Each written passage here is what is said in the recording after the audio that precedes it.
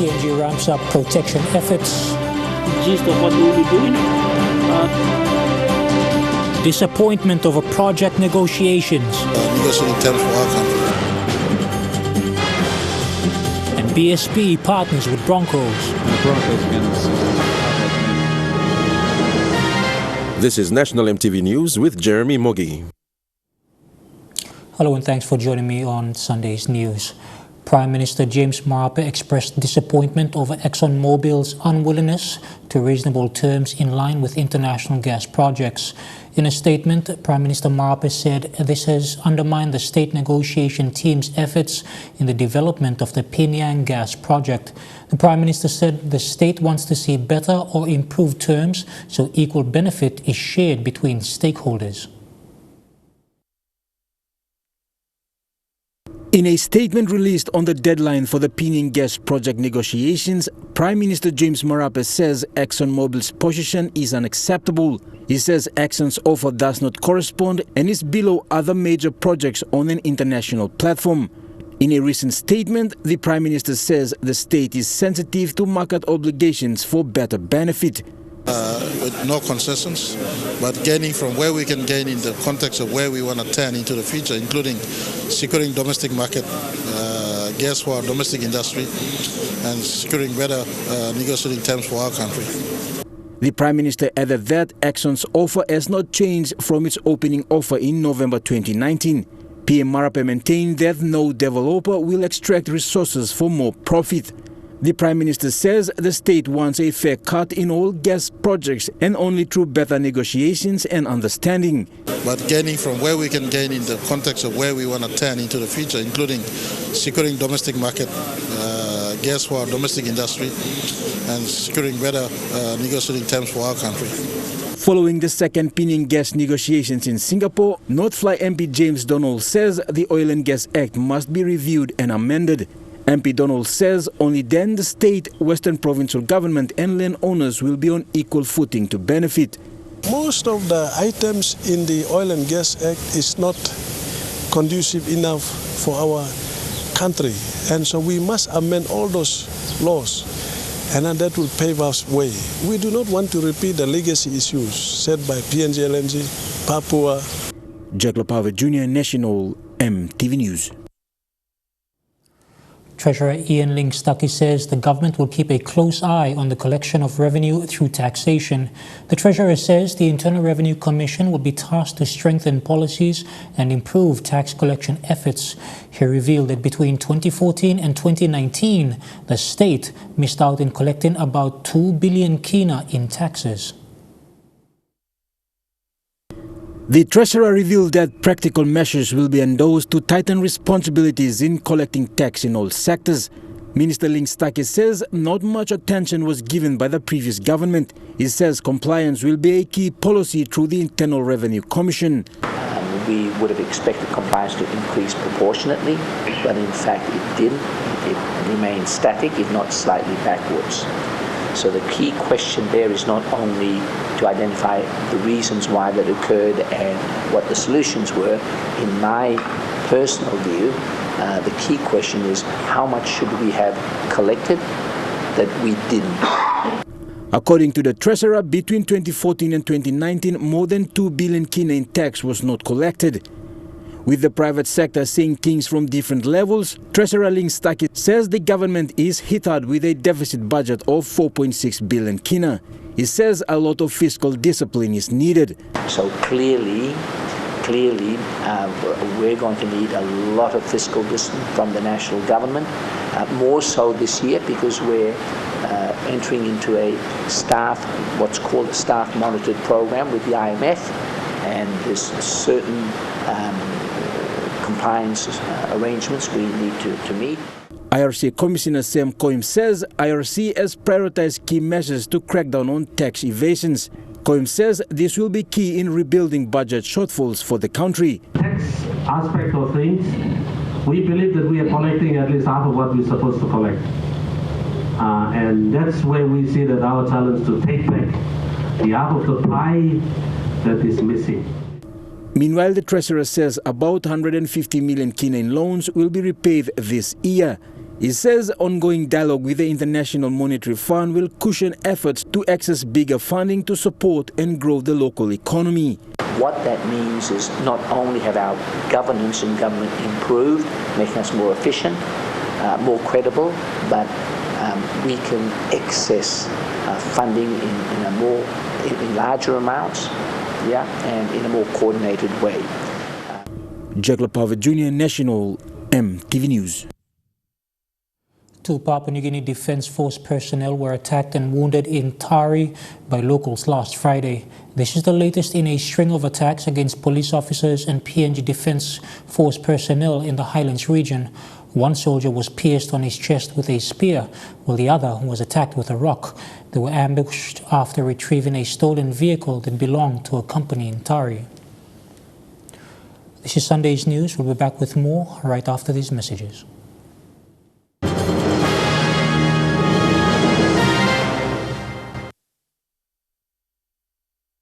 Welcome back to the news. The New Ireland government has successfully held its first 2020 Provincial Executive Council and Provincial Implementation meetings on Lihir Island. The location also set the tone for the first Provincial Executive Council and Provincial Implementation meetings. Governor Sir Julius Chan expressed satisfaction at the outcome of the meetings, stating that it was an opportunity for PEC members to get the first-hand accounts of how the companies operate and also get a grasp of some of the landowner concerns. Governor Chan said the dialogue was very critical and constructive. Mining Minister Johnson Tuke was also on site meeting with all stakeholders. 6 students who are part of Tutoring 101 in the Ayura Valley of Eastern Highlands have done extremely well in their grade 8 exams.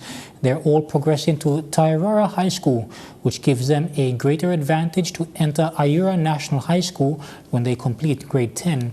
Tutoring 101 was created to give students the environment to get the help they needed with their studies and at the same time learn something new.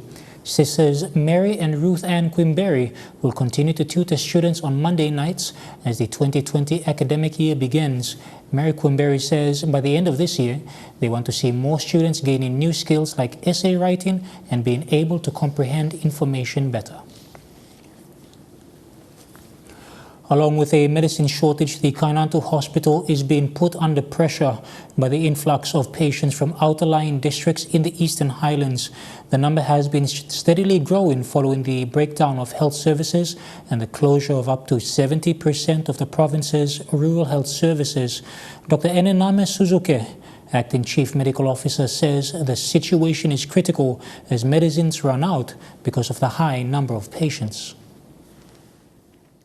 A lot of our sub-health centers, 8 posts were also closed. So Oman or like Loxing Hospital, they want to see doctors, they want to see HCOs. So you can see the amount of people running into the town Loxing. That's exactly where Mpla crossing.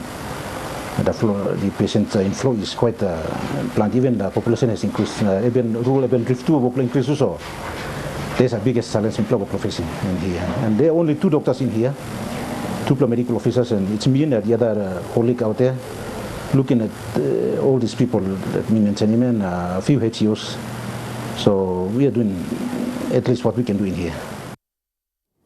You're watching National EMTV News. Coming up after these messages, this week's A Closer Look, as well as stories making headlines. Stay tuned for the details.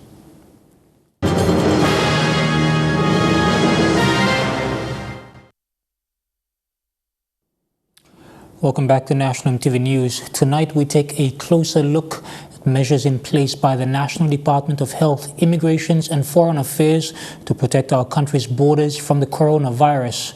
On Friday, the World Health Organization announced global emergency measures to protect high-risk countries whose health systems won't be able to cope if there was a breakout. Papua New Guinea is among these high-risk countries. This week saw relevant government authorities scramble to get measures in place while a fake social media post caused panic, especially for Port Moresby residents. Adelaide Siraks Curry with this report.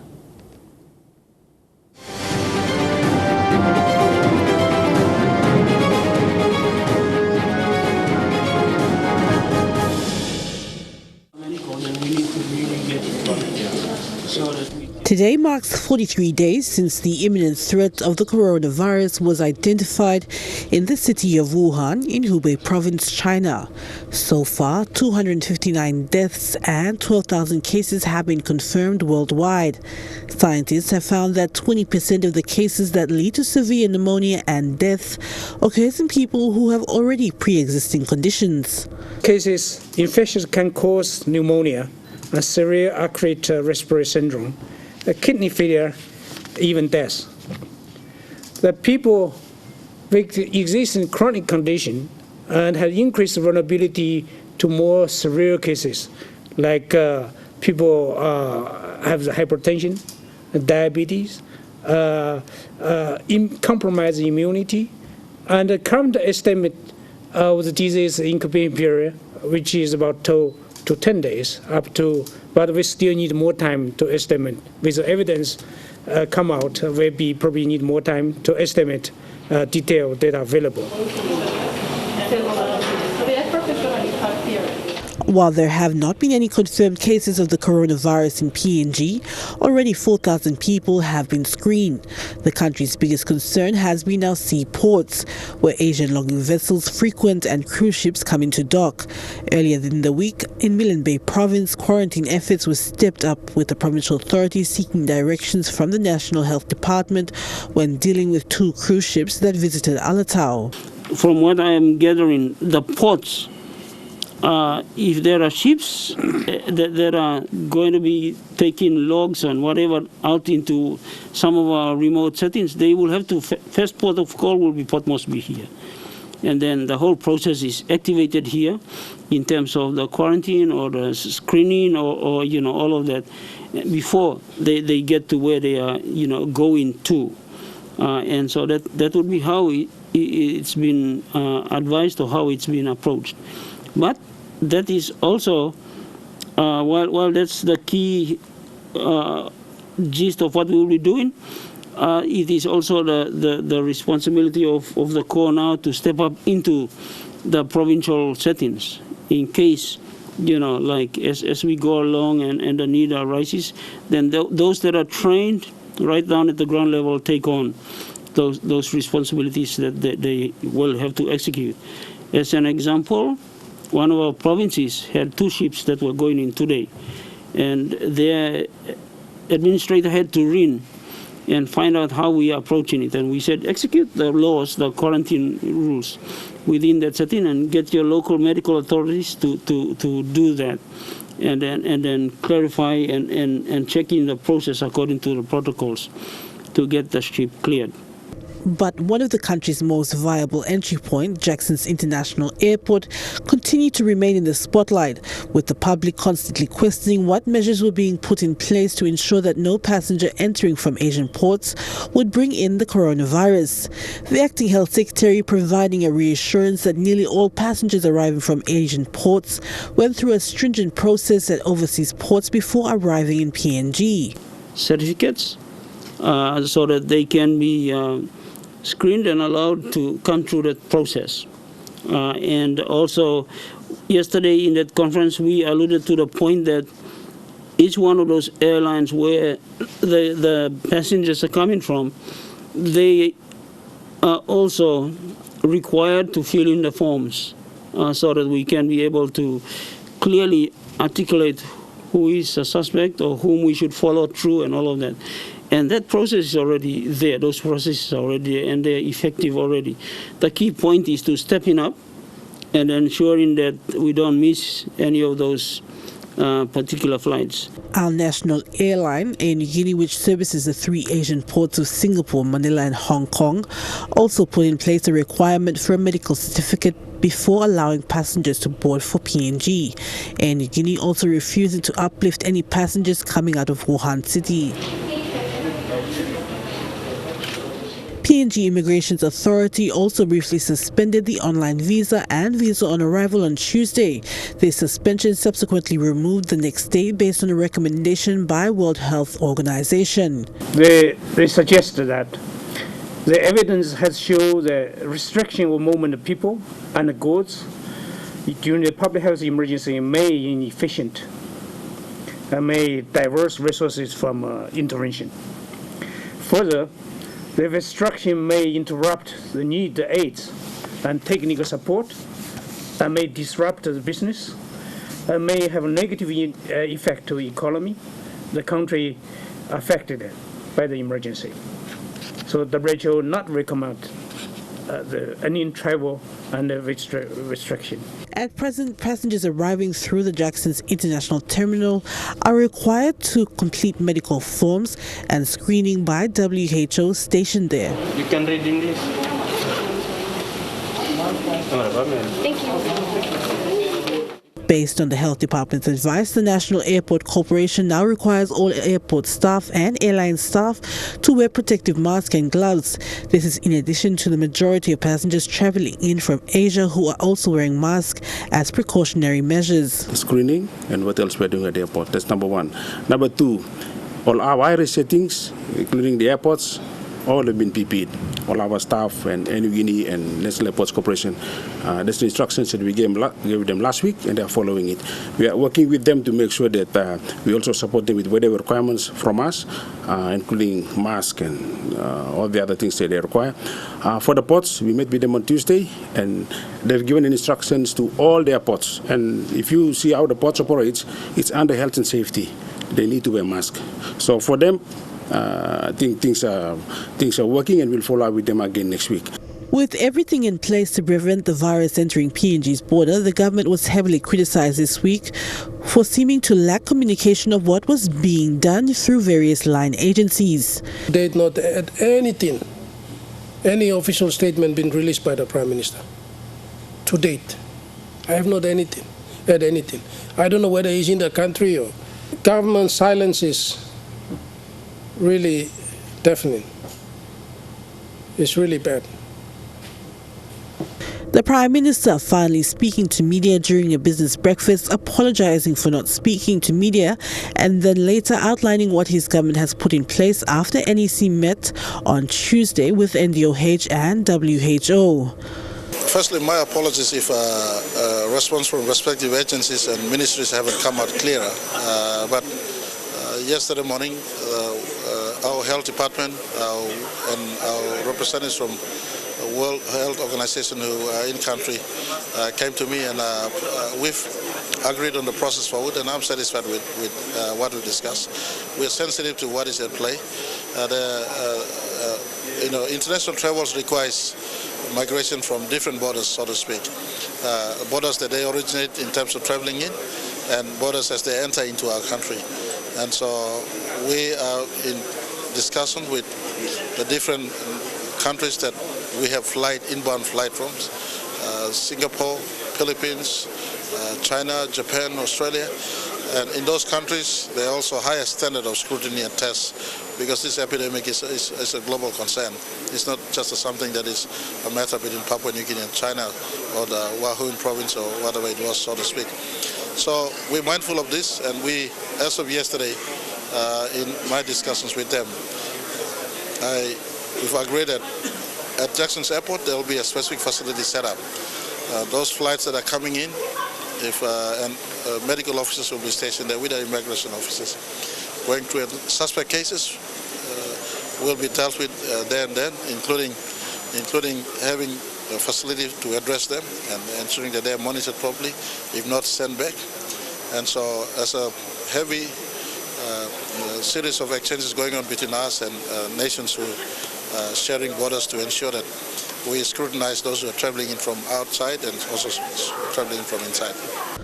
On Friday, the Prime Minister extended his condolences to those who lost loved ones to the coronavirus, but also reinforced immigration's statement that all nationalities wishing to travel to PNG from China are to get medical clearance before entering PNG. Countries including China, Australia, Britain and America are currently working around the clock to have a vaccine for the virus. With WHO declaring the coronavirus as a global emergency, it would now allow countries to test and manufacture the vaccine at a short timeline.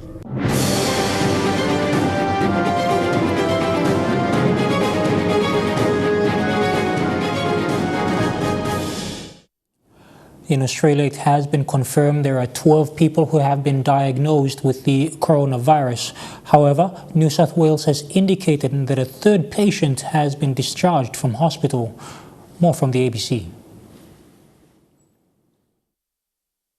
New border protection measures came into force last night in response to the outbreak. Foreign travellers from China to Australia will have their visas cancelled on arrival and will be transferred to immigration detention, with many people already turned away overseas before boarding flights. The Minister for Health, Greg Hunt, says the latest discharge patients is very positive news. A third patient has been discharged from hospital as having cleared the virus, and I think that's a very important sign of progress. And I'll let the Chief Medical Officer address the medical significance of that, but I think to the Australian people to understand that patients are clearing the virus and being discharged is a significant milestone. A Qantas 747 is en route to Wuhan in China to evacuate Australians stranded at the epicenter of the corona outbreak. But not all Australians are taking up the offer to leave. Flights are still leaving from China to Australia. This evening, for example, a Qantas flight from Beijing is carrying passengers to Sydney. But this announcement from the Morrison government is a huge spanner in the works, particularly for Chinese international students studying in Australia.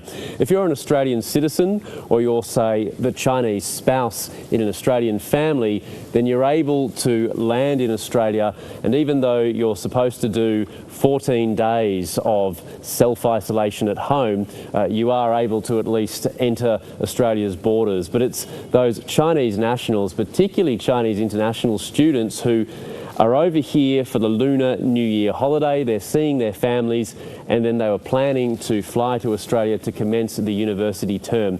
Those are the people who are really being caught out by this.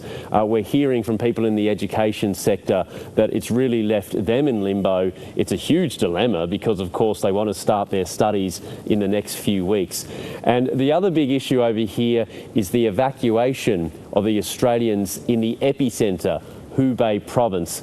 Now, many of those Australian citizens who are there, they say they're still waiting on the final details of when this evacuation flight is supposed to happen. According to some reports, it could be as early as Monday morning, but there still seems to be a great deal of reluctance from some of the Australians we've been speaking to actually get on that flight. There are all sorts of concerns about the amount of hours spent in the air, about the potential exposure to other people who might have been infected.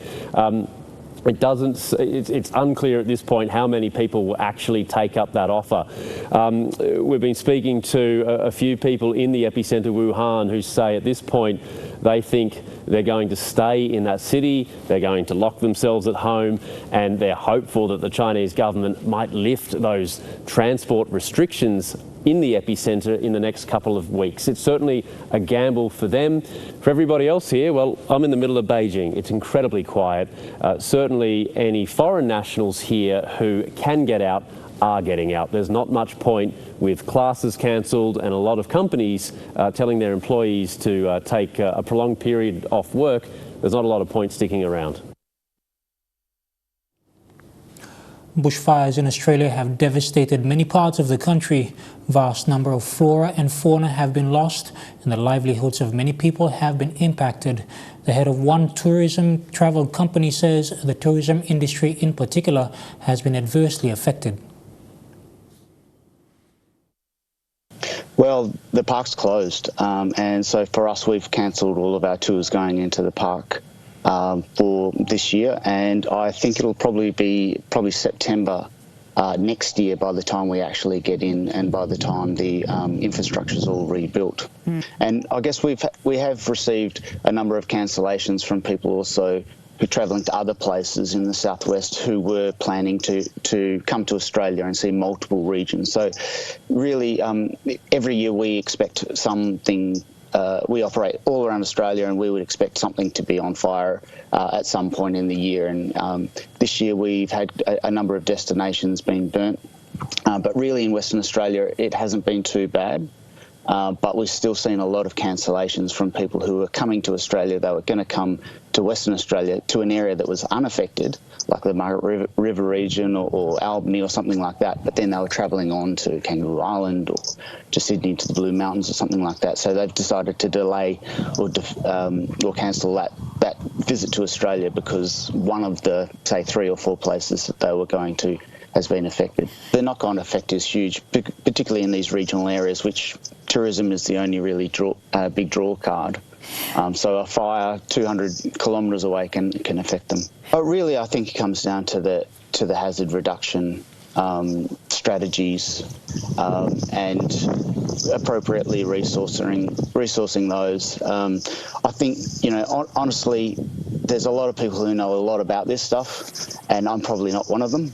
So I'd like to defer to the scientist on that. But from a layman's perspective and a user, it appears to be all about reducing the hazards in the first place. So that's what I'd like to see. BSP Partners with Brisbane Broncos. That's in Chukai Sports. Coming up next.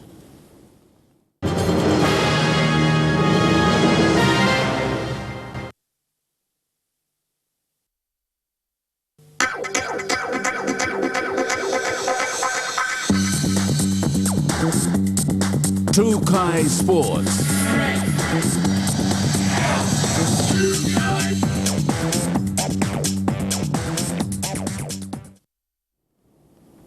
Welcome to Chukai Sports. Bank South Pacific today announced their community partnership with the NRL's Brisbane Broncos. This initial partnership for a period of 2 years. Elijah Levitt with the details. This partnership is not only for rugby league but also in business and community programs. This will see both parties work together in 3 key areas within BSP operations, which is education through financial literacy, SME and leadership. It's on education and financial literacy to help support our financial literacy program with support from the Broncos, with co-branded encouragement, with support from their brand ambassadors. The leadership component of the partnership will cover the bank's SME customers and the leadership management development program participants.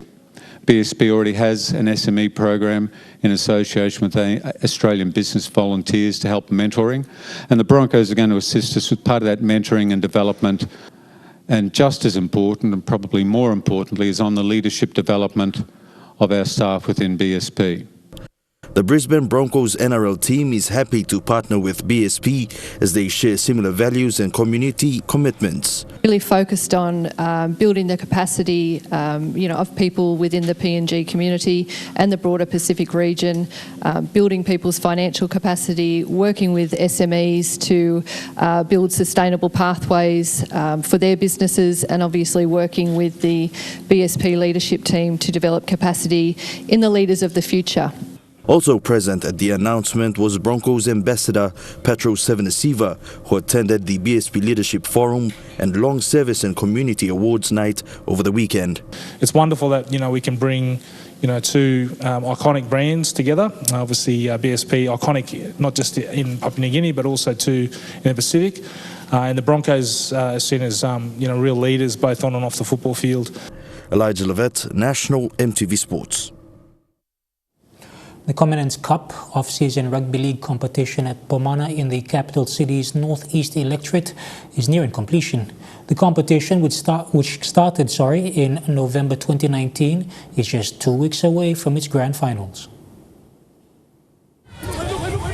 Off-season rugby league continues to entertain the sports enthusiasts across suburbs in Port Moresby. This competition is the Bomana Commandant's off-season competition. The competition has been using the field opposite Bomana Police College. It has a strong following. This year, under competition manager Vitus Witness Kanua, the competition has flowed smoothly, with competition just 2 more weeks away from the finals. This year, under my management, we started, last year, 2019. It's off-season, started around October, November and then December, and now this January we are into the finals now. So this is the 3rd playoff of top 8. This is the third playoff, and we have 2 more weeks to go before the grand finals. Next week is the semi-finals. The competition is rough and tough, played on a dusty field, but that doesn't mean a low interest in the competition. Instead, around 40 teams are participating in the competition. For now, we have for this season we have 40 teams. 40 teams participating, and it's a big team, but we did manage, and then we came this far. So we have Pool A with 20 teams and Pool B with 20 teams. The competition attracts a lot of teams around the Mosby Northeast electorate and is managed well by a core group of leaders. We are taking the front line, and the experienced people, they are at the back of us, these policemen, and namely Alphonse Witness and John Michael. And we have a CIS officer who's also supporting. He's a big boy with the Tarangao club, the current Tarangao in the intercity. Not the intercity, I mean the town competition. So that's Humphrey Bagada. Felix Sukina, National EMTV Sports. A rugby league team that's participating in the MVIL Maratha off-season competition continues to attract young and emerging rugby league players residing in Maratha with the aim to change their mindset and away from involvement in illegal activities. Established in 2005, Congo Rats founder Jack Paul says the team is made up of unemployed youth that are in search of better opportunities using sport as a tool for change. Goruneki reports.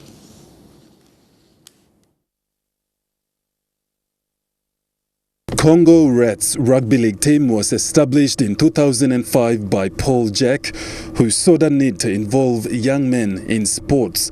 For 15 years, Congo Rugby League Club has seen young men that are involved in illegal activities come through the team to find some sort of meaning in life and in search for better opportunities using sports as a tool for change. Captain Albert Bello says after involving himself with the team, he has seen some improvements in self-discipline and his approach to life. Now I'm round 7, the play start. Next weekend, do die games. So mi play wara mangi mi play stalo one play street located lo Morota. Mi play take part in the league. Now so mi play make game through mi play next week bam again cut time lo game lo play next week to start lo top 12 again. Team player Ishmael Wines says rugby league has brought together youths that are unemployed in Maratha to keep their minds away from illegal activities. Basically, I kind of say I'm bringing me to community voice lo kan buman them na. Like I'm sim also me play yambla youth lo take part lo kan competition lo sa kan.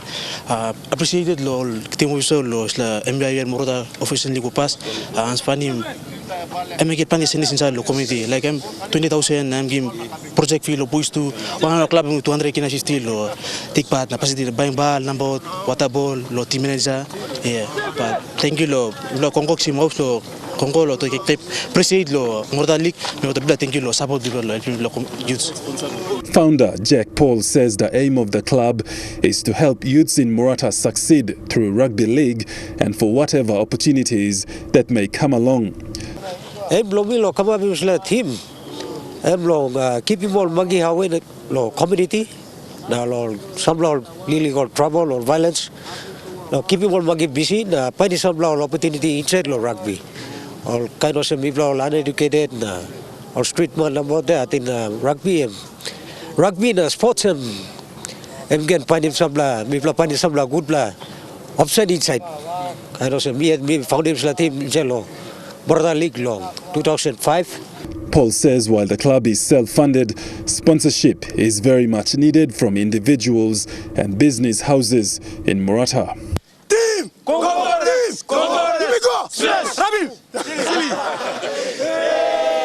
Godwin Eki, National EMTV Sports. More on Trukai Sports after the break.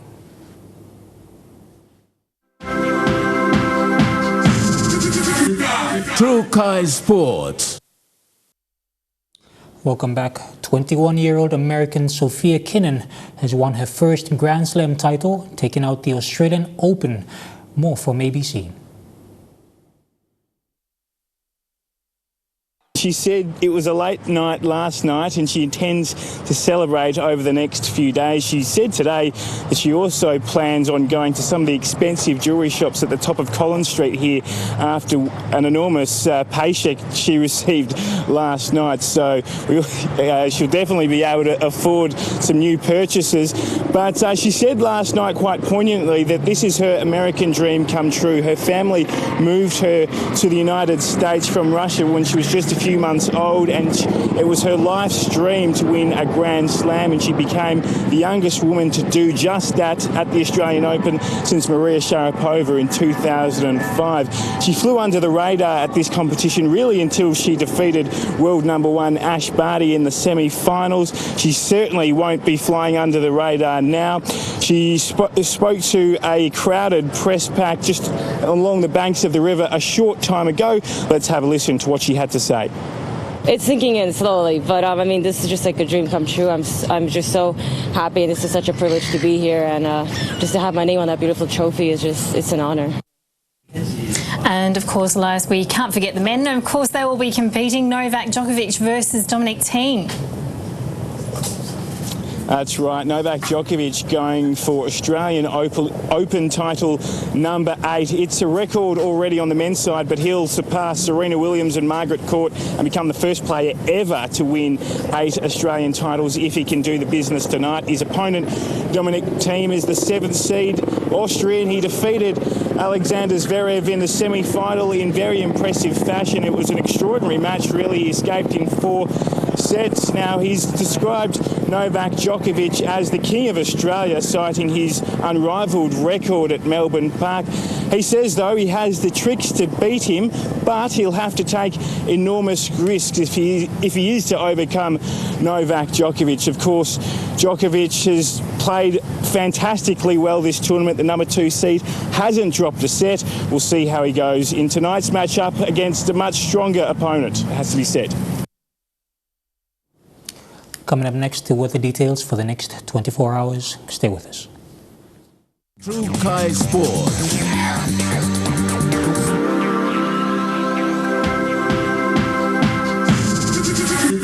True Kai Sports.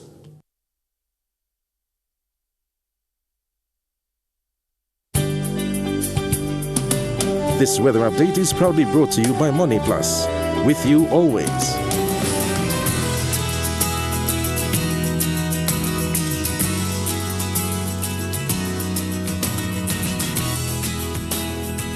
With a forecast for the southern region, Port Moresby, fine though cloudy, morning rain showers likely. Daru, partly cloudy with thundery showers likely. Popondetta, partly cloudy with a few showers. Kerema, fine though partly cloudy with a shower or two. Alotau, cloudy with thundery rain showers likely.